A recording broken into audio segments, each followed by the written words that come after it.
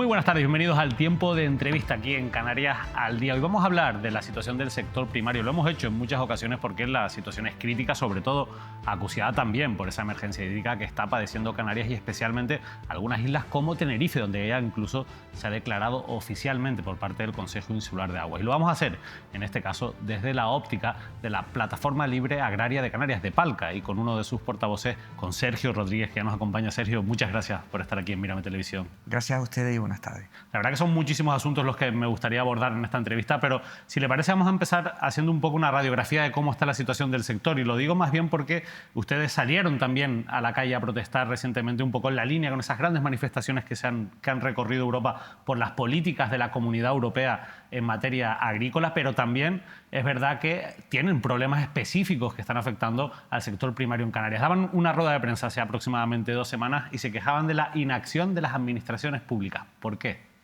Bueno, porque han pasado prácticamente 3 meses y aquí no se ha movido prácticamente nada. Un poquito se ha movido la Comisión Europea y el Parlamento con el tema de la condicionalidad, que bueno, al fin y al cabo es menos burocracia que para todas aquellas explotaciones de menos de 10 hectáreas, pero aparte de eso poco más se ha visto. Nada se sabe de las cláusulas espejo, nada se sabe, pues sí, es decir, obligarnos a competir con países terceros, con realidades socioeconómicas completamente diferentes, es decir, pues abandonen el sector agrario europeo. Lo que pasa es que Europa no está por la labor en ese sentido. Ellos defienden el libre mercado y cada vez da la sensación de que tienen menos interés en proteger la producción local. Sí, pero, a ver, tenemos que recordar, Europa deslocalizó la industria. Era más barato producir en países del este, en China. ¿Qué pasó? Vino una pandemia. ¿Qué ocurrió? Pues que tuvimos que parar la fábrica porque no teníamos repuestos para ensamblar vehículos y tantos electrodomésticos que hoy día se fabrican en Europa. Entonces, ¿qué ha pensado Europa? No, tenemos que volver a rescatar la industria. Pues estamos exactamente haciendo lo mismo con la agricultura. Estamos expulsando a los agricultores del sistema, haciéndolos competir con países terceros con realidades socioeconómicas completamente diferentes. A mí me gustaría que un parlamentario europeo cobrase lo mismo que un parlamentario marroquí. Por ponerte un ejemplo. Así verían, es la única manera y que subsistiese.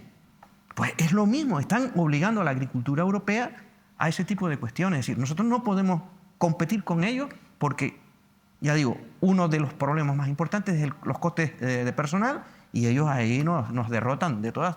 Esa guerra está perdida, la de los costes, pero después hay cuestiones en las que ustedes plantean y cosas como, por ejemplo, la realidad es que la producción de esos terceros países no tiene los mismos niveles de control sanitarios y higiénicos que los que tienen, por ejemplo, los productores locales europeos. Ahí hay un desequilibrio, entiendo. Ahí no se puede hacer algo para por lo menos equilibrar las reglas del juego, que sean iguales para todos. Sí, vamos a ver. Las producciones agrícolas europeas tienen mayor control, eso está clarísimo. Pero cuando vamos a un supermercado a comprar, fácilmente se nos olvida ese tipo de cuestiones. ¿Y qué buscamos? Pues lo más barato. ¿Lo más barato de dónde viene? Pues viene de los 3 países, Marruecos, Turquía y Egipto, y algo de Israel. Son lo más importante, aparte del banano que viene de África y de América del Sur y Centroamérica. Competir con estas realidades exteriores es difícil, nosotros no podemos, nos arruinamos. Y si encima pues, nos aprietan con el tema de la calidad, nos retiran todas las herramientas fitosanitarias que tenemos para poder producir, porque vamos, van a tote y moche con ellas, es decir, nos las están quitando prácticamente todos los años 3 o 4. Nosotros no podemos competir con esa gente que tienen esas herramientas, tienen unos costes de personal, muchísimos costes sociales, muchísimo más bajos. Sí, mejor díganos, dejen la agricultura en Europa porque esto no se puede mantener. Pero qué pobre, ¿no? Aquel país que no quiere ser soberano en alimentación. Claro, pero si eso lo llevamos ¿Qué es a lo que Canarias, hacen los agricultores y ganaderos de Europa? Ya, pero si eso lo llevamos a Canarias es todavía peor, porque la dependencia del exterior, en este caso, o digamos la soberanía alimentaria, ¿no?, de la que tanto se habla, en Canarias es una asignatura pendiente. Y yo no sé hasta qué punto tenemos capacidad para poder crecer en ese sentido. A ver, nosotros somos en el único producto que somos soberanos es en el plátano. El resto no somos soberanos, simple y llanamente en los subtropicales mantenemos a duras penas los mercados con lo que tenemos y en frutas y hortalizas, en hortalizas, pues ya sabe que está viniendo de fuera pimientos, están viniendo frutas y se están colando en el sistema productos que no pueden entrar en Canarias. Por ejemplo, la naranja, si no es de origen nacional, no puede entrar en Canarias. Entonces, ¿qué hace? Pues va de Marruecos a Sevilla, Sevilla se nacionaliza española, con lo cual pierde la trazabilidad y viene a Canarias como un producto de origen español. Y eso está pasando, pues, día sí, día no. ¿y eso quién lo tiene que controlar? El Estado. Los puertos y aeropuertos en Canarias están controlados por el Estado. Todo lo que son las aduanas.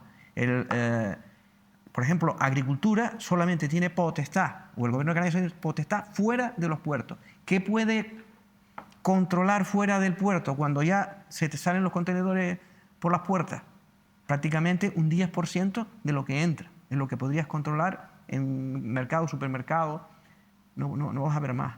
Entonces nosotros muchas veces vamos al supermercado de turno y estamos comprando una naranja que a lo mejor nos pone Valencia y no es de Valencia. Y no es de Valencia, es de Marruecos o de Sudáfrica. ¿Vale? Eso está ocurriendo. ¿Qué está pasando? Se rompe la trazabilidad y la seguridad alimentaria no existe. Oye, que tenemos aquí 16 millones de turistas. Nosotros tenemos que garantizar a toda costa la seguridad alimentaria. No lo estamos haciendo.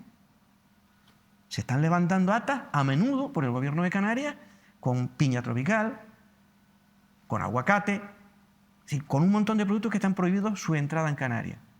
Pero después tenemos otro problema. De oficio, prácticamente no se quiere hacer nada. La naranja, pues todos sabemos que nos la están colando. Y miramos para el otro lado. El gobierno de Canarias tiene que hacer algo más con respecto... Yo sé que es difícil porque solamente le queda ir a todos los mercados. Y es difícil porque ahí pues ya se han manipulado los productos, pero hay cosas que sabemos positivamente que son de importación de terceros países que sí sabemos y tenemos que exigir la trazabilidad. ¿Cuál es el problema? No tenemos personal para hacer ese tipo de inspecciones. Claro, y en ese contexto se quiere abrir esa ruta con Marruecos, con Tarfaya, en la que ustedes, incluso algunos técnicos ya a través de diferentes informes del propio gobierno de Canarias, advierten de que hay un riesgo potencial de que se cuelen, en este caso, enfermedades y que no hay un riesgo sanitario. Sí. A ver, si en este momento no somos capaces de controlar las entradas en los puertos de Tenerife y de Gran Canaria, no somos capaces, se nos está colando, es imposible controlar lo que viene de Marruecos. Por lógica, ¿no? ¿Qué se va a colar por ahí? Pues plagas y enfermedades gravísimas que pueden afectar a la cabaña ganadera, entre otros la misma de Fuerteventura. ¿Y por qué tiene ese empeño el gobierno de Canarias? El consejero Narváez Quintero ha dudado. Hay veces que ha dicho que está en contra, después ha sido un poquito más cauto, pero ¿por qué tiene ese empeño el gobierno? Generalmente él se ha mantenido en contra del sistema. Quien parece que está a favor de que se abra esa línea, porque sí que no se le pueden poner puertas al campo, es el presidente del gobierno y el vicepresidente del gobierno. Se lo deberían de hacer mirar, porque si nosotros no vamos a tener la posibilidad de controlar el puerto de Fuerteventura, se nos va a colar todo Dios por ahí, porque el Estado es quien tiene la obligación, pero el Estado no está cumpliendo con su obligación. A diario prácticamente se están levantando actas. Naranjas, sandías con productos fitosanitarios prohibidos en Europa y con unos LMR por encima de los que son aceptables para el consumo en Europa. Han llegado a Canarias, han salido de Marruecos, han ido a Holanda y han venido rebotando, tan. ¿Dónde han llegado? A Mercatenerife. Triste. Es decir, esto no es un basurero. Aquí llegan 16 millones de turistas y hay que cuidar mucho lo que es la trazabilidad de los productos que entran y la soberanía alimentaria. Después hay productos como la papa, que ha generado pues, episodios de crisis como el que vimos el pasado mes de septiembre, pero que a día de hoy todavía seguimos yendo a, por ejemplo, los supermercados y encontrando papa de Israel, por ejemplo. Sí, de Israel, de Egipto. Es decir, eso es normal. Es decir, cuando no hay suficiente producción en Canarias. Pero ¿y por qué no hay suficiente producción en Canarias? Porque no hay agua. Fundamentalmente la isla de Tenerife ha dejado de producir por falta de agua. Y, entre otras cosas, en la zona norte, por la polilla de la papa y no es posible. Es decir, hay que rotar los cultivos y hay que hacer un montón de actividad. Y si encima añadimos el tema del agua, pues es un cóctel explosivo que terminó el año pasado en lo que terminó. Pero también hubo picaresca ahí, hubo... Por supuesto, se es decir, especuló con la papa. Claro, es que la papa en Canarias la manejan entre 4 o 5 importadores. Entonces ellos parece que generaron la crisis de la papa. Cuando el gobierno inglés pues sacó aquella famosa nota diciendo que, bueno, que tenían escarabajos y que pues iba a ser difícil mandar la papa de semilla y papas también, que se importan del Reino Unido, a Canarias. ¿Qué hicieron? Se guardaron todo el mundo las papas y de la noche a la mañana desaparecieron las papas del mercado. Y después a pagar 5 euros el kilo. Y empezaron a liberarlas después. Es decir, se veía perfectamente que estaban guardadas en cámaras y que empezaron a salir, pero ya a unos precios... ¿Y eso no lo puede controlar la administración de alguna manera también? No es fácil. Estamos en un mercado libre. No es fácil de controlar ese tipo de cuestiones. Lo que sí puede hacer la administración es lo que hizo. Es decir, negociar, verificar que no era verdad lo que estaba pasando en el Reino Unido con el tema de las plagas y volver a abrir el mercado. Volver a abrir el mercado, donde las organizaciones agrarias también participaron, porque nosotros éramos reacios, si no se aclaraba la situación, a que se importasen papas. Hablaba Sergio de la crisis hídrica. El Cabildo de Tenerife incluso ha declarado la emergencia hídrica. ¿Ustedes han acogido con buenos ojos esta medida o no? Bueno, de entrada, tal y como nos lo pintaron, aquello se veía bonito, ¿no?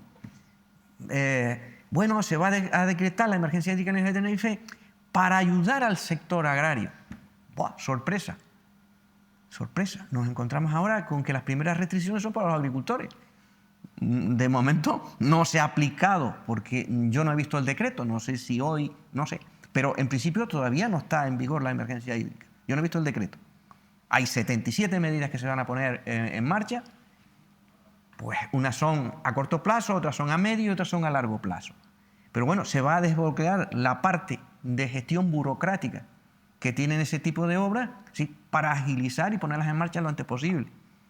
Para eso se decreta la emergencia hídrica. Ahora, hay que proteger a la agricultura. A la agricultura no se le puede decir que se le restringe el agua cuando sabemos perfectamente, y la ley de agua, en su artículo 36, lo dice claramente y establece una prelación. Primero, la población de derecho, cuidado, la de derecho, después la agricultura, turismo y ocio. Sin embargo, las restricciones yo no he escuchado llegado, restricciones al sector turístico, ni pretendo que se las hagan, pero sí veo restricciones a la agricultura. Bueno, pero si hay que apretarse el cinturón en este caso... No, lo tenemos que apretar todo. Claro. Ahí estamos, ¿no? Entonces, ahora mismo se está restringiendo al sector agrario. Por parte de Valten, no solo hay que entregar cantidades de agua, sino calidad. Es decir, no nos vale que nos den agua de 1500 de conductividad, no. Nosotros queremos agua de mejor calidad, porque el cultivo del plátano, por ejemplo, necesita agua en torno como máximo a 1000. Si nosotros hacemos 4 meses seguidos de riego con agua de 1500, la cosecha del siguiente año, pues ya sabemos lo que va a pasar, un 15 o un 20% de menos que el anterior. Lo que pasa es que el agua en Tenerife, mayoritariamente el 75% está en manos privadas. ¿Realmente ahí se puede hacer algo? Vamos a ver. El 75%, que estamos hablando entre 140 y 145 hectómetros cúbicos, está en manos de personas que son en torno a 40.000. Es decir, no es que sea de 4, como siempre se ha pensado, 4 aguamangantes, 4 aguaquetenientes que controlan. No, no es así. El agua es de más de 40.000 personas que desde hace varias décadas se han dedicado a buscar el agua. ¿Quién han sido fundamentalmente estas personas? Agricultores que la necesitaban para regar sus explotaciones. Recuerda el cultivo del tomate, después el plátano, y necesitaban mucha cantidad de agua. Pues la buscaban en galerías y pozos. Los excedentes eran los que se enviaban para el consumo humano.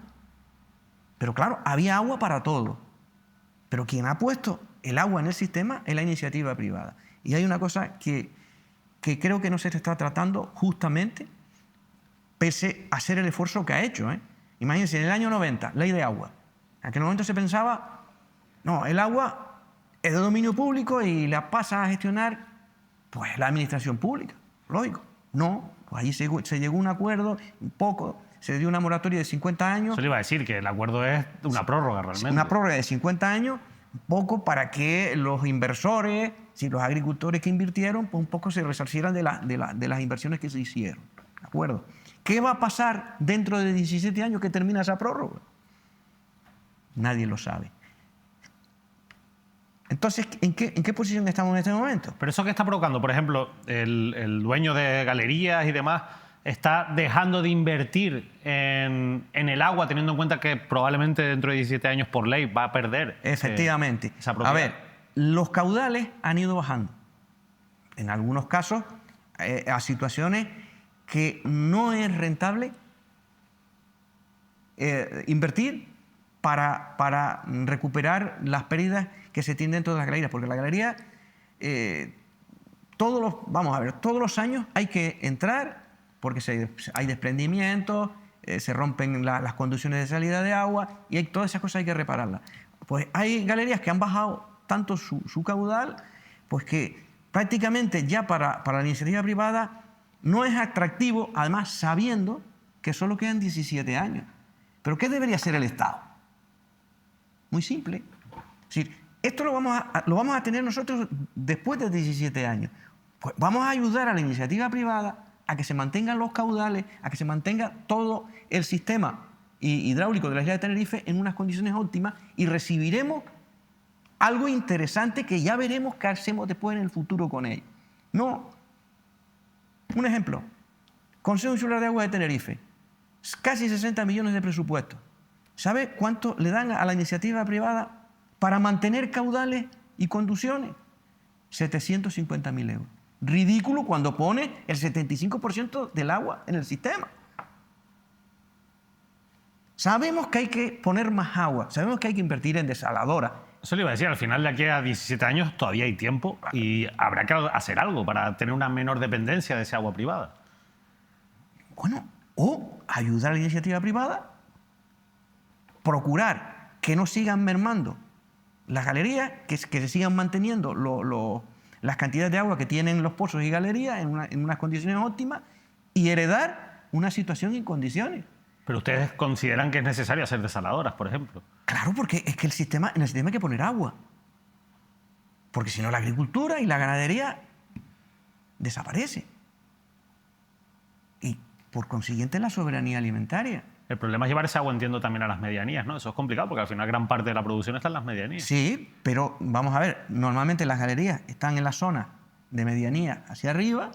Lo que se trata es poner agua en las zonas bajas, con desaladoras, con depuradoras, y dejar el agua de arriba detrás. Es decir, no hacer los gastos de bombeo, sino allí donde sea necesario. Pero donde quiera que haya agua, en la parte alta se deja en la parte alta. Y la parte baja se cubre con desaladoras y agua industrial procedente de depuración. Es decir, no puede ser. Valle de Güímar, tenemos una depuradora terminada desde hace 2 años,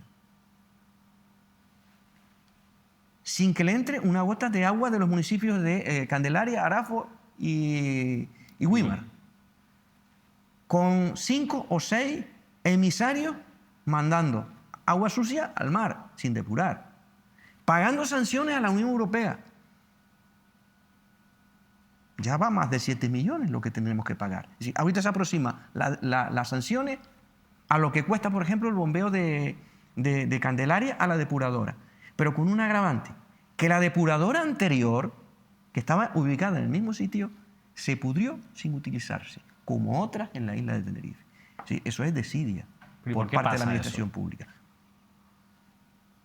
Porque aquí cobramos por fotos a final de mes. Más fotos, por lo visto tienen una cantidad de fotos que hacerse para poder cobrar el salario a final de mes nuestros políticos, porque no tiene otra explicación.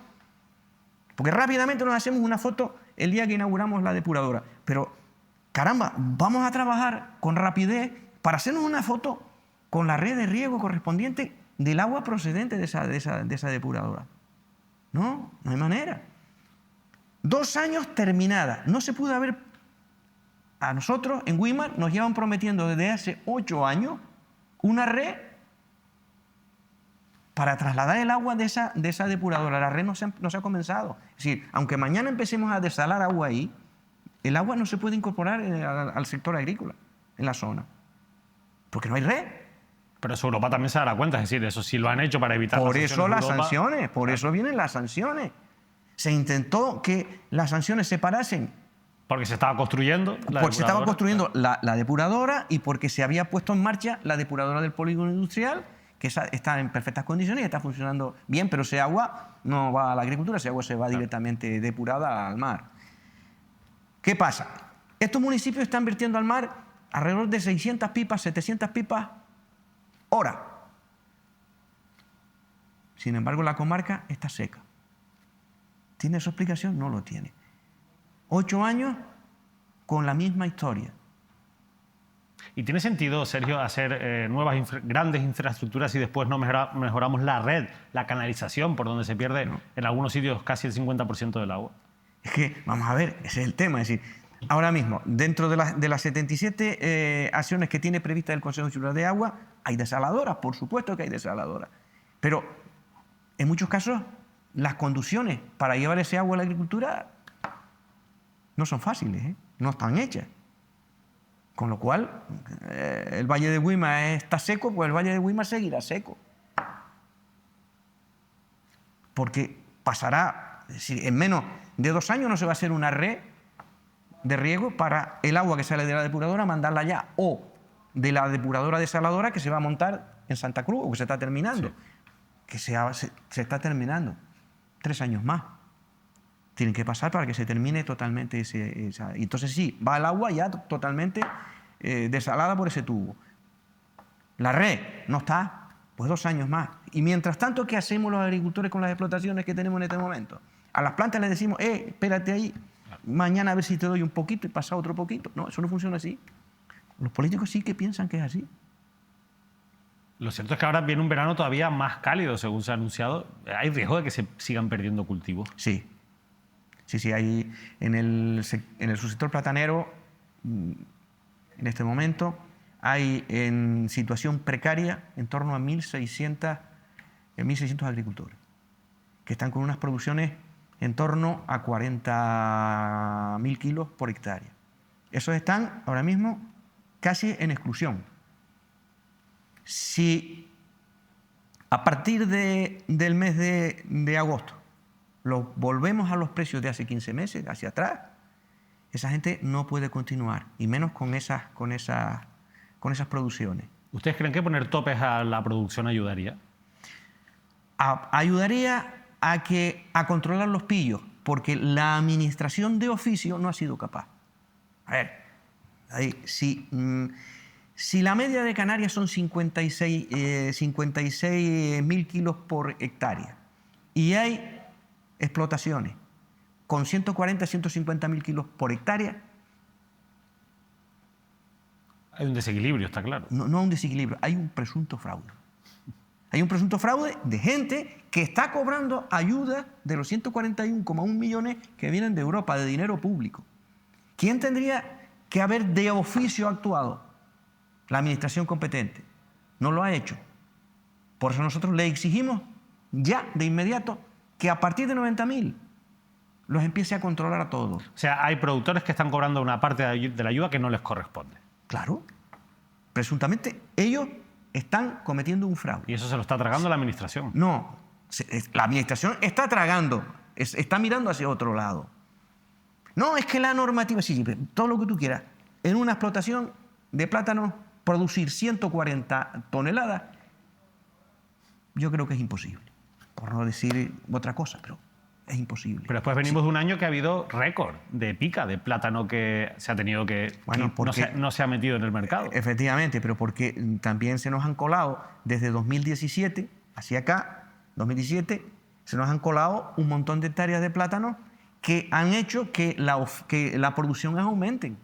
Y nosotros tenemos el mercado nacional, no tenemos otra cosa. Y el mercado nacional dice que más de 8 millones de kilos no vas a obtener unos precios rentables para poder mantener las explotaciones. Entonces, eso ya lo sabemos. Entonces, ¿qué se intentó? Retirar fruta, reducir la oferta, a ver si la demanda tiraba un poco y salvamos la situación.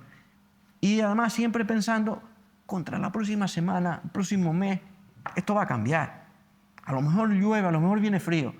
No. Las hectáreas que hay plantadas, están plantadas. Y están plantadas y se han metido en el sistema desde antes de 2017, pero de 2017 para acá ya se ha visto que están ahí y cada vez llegan más. Y sabemos quiénes se han metido. Es decir, hay agricultores, grandes agricultores, que empezaron con 0 kilos en el 2007, 2008 y hoy están con nuevos 10 millones de kilos. O que en el 2012 tenían 1,5 millones y que ahora tienen 12, 13 millones de kilos. Ahora, la pregunta que nos hacemos también es, ¿la crisis del plátano fue provocada para intentar liquidar a todos aquellos productores? Yo entiendo que todos esos pequeños productores, muchos están vendiendo sus tierras a grandes productores. Vale, pero ¿por qué las venden? Es decir, ellos... Porque están asfixiados, porque están asfixiados, porque su capacidad económica ya no da más de sí. Entonces, tienen que quitarse de encima la explotación. ¿Y ustedes creen que eso puede haber sido provocado? También podría ser provocado, entre otras cosas. Porque no se entiende que en 15 meses no se tomen decisiones de ningún tipo.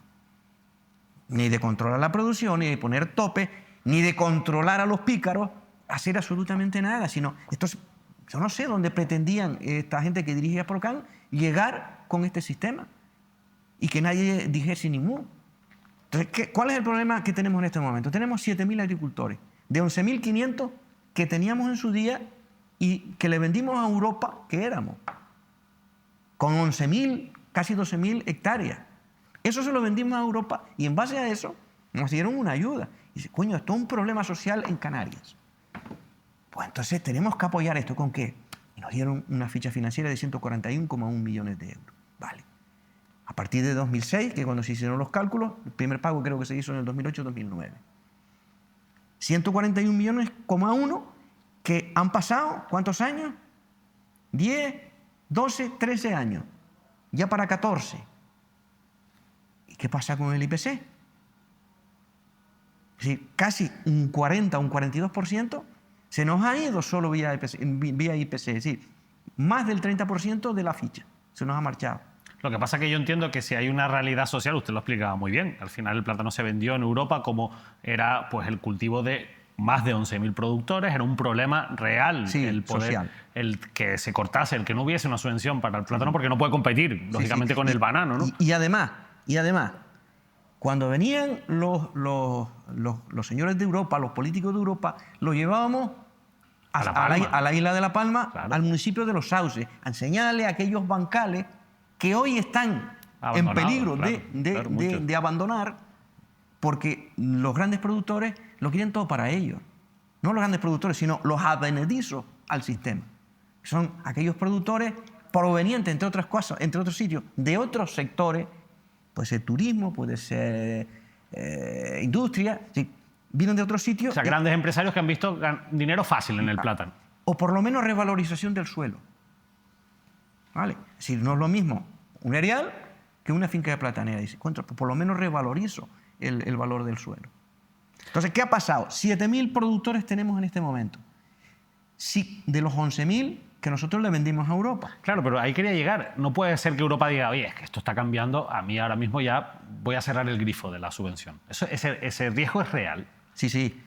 Además, está haciendo una evaluación del impacto del POSEI en la agricultura canaria. Dependiendo de lo que salga de ahí, pues tendremos un trato o tendremos otro.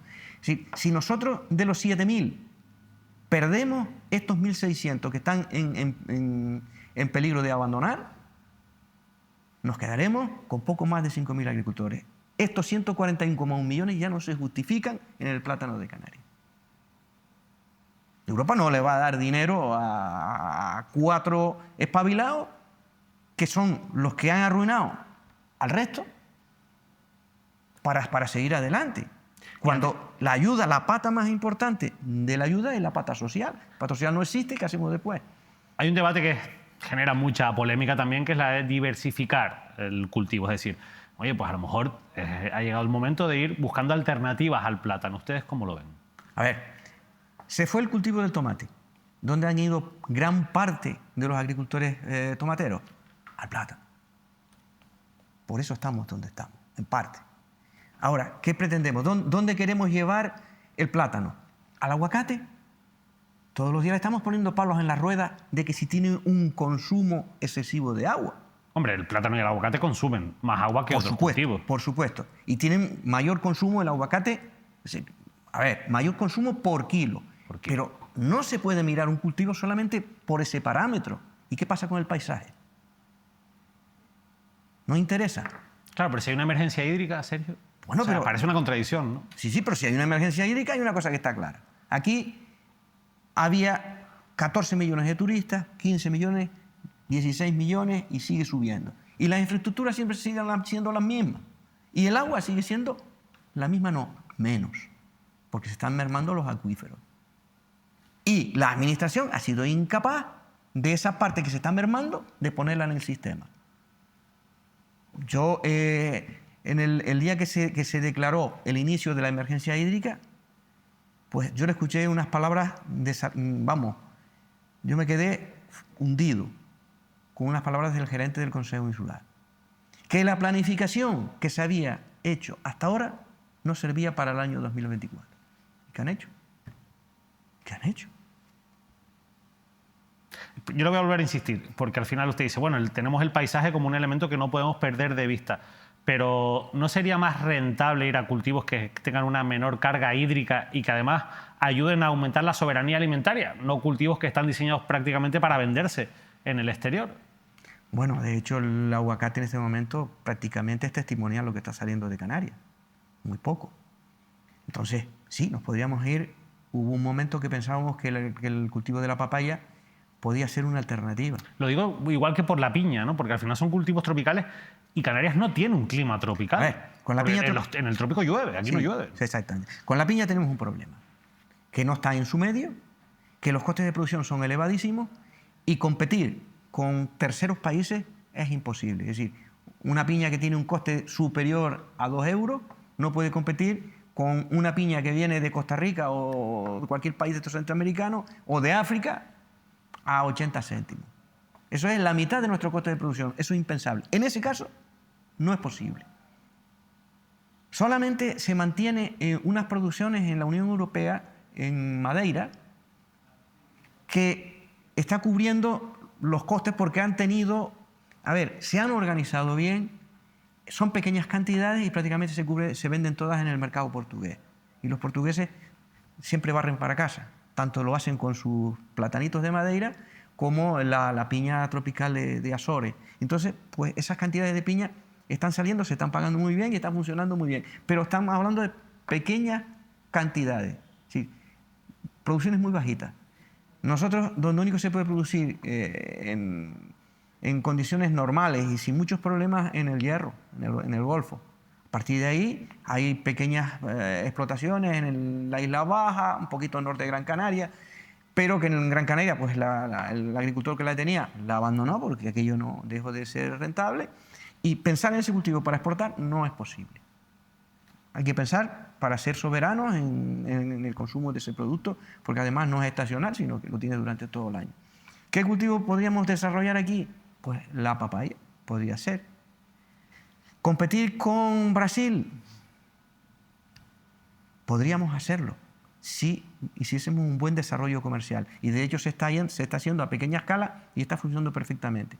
Cuando comenzamos a hacer la deriva a ese cultivo, aquello era una ruina. Primero porque no teníamos variedades adaptadas, no teníamos apoyo de ningún tipo y fue un fracaso rotundo.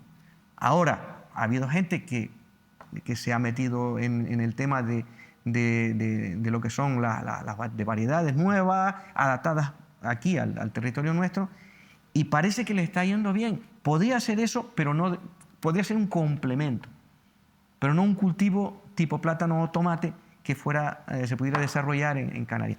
también tiene un consumo alto de agua, ¿eh? Sí, también le iba a decir que al final no sé si Pero es claro, la alternativa más adecuada. las producciones son bastante elevadas, es decir, una hectárea de aguacate está sobre 8 o 10 mil kilos, una hectárea de papaya, pues estaríamos hablando de 130 o 140 mil kilos. Sergio, es que nos hemos quedado prácticamente sin tiempo. La verdad es que yo le voy a invitar otro día que venga. Como usted porque quiera. Son muchísimos asuntos. Yo creo Como que es usted muy quiera. interesante Sí, hablar sí. del sector primario y también un poco apretarle a la administración en lo que son sus responsabilidades, pero también yo creo que es interesante que ustedes mismos dentro del sector abran debates en un momento Sí. como este, ¿no? Bueno, nosotros en este momento, a mí me llaman a diario muchísimos agricultores, todos quejándose de que no les hacen caso en las organizaciones de productores, que no les tienen en cuenta, pero el problema es otro. El problema es que durante años ellos no han participado en las decisiones de las organizaciones de productores.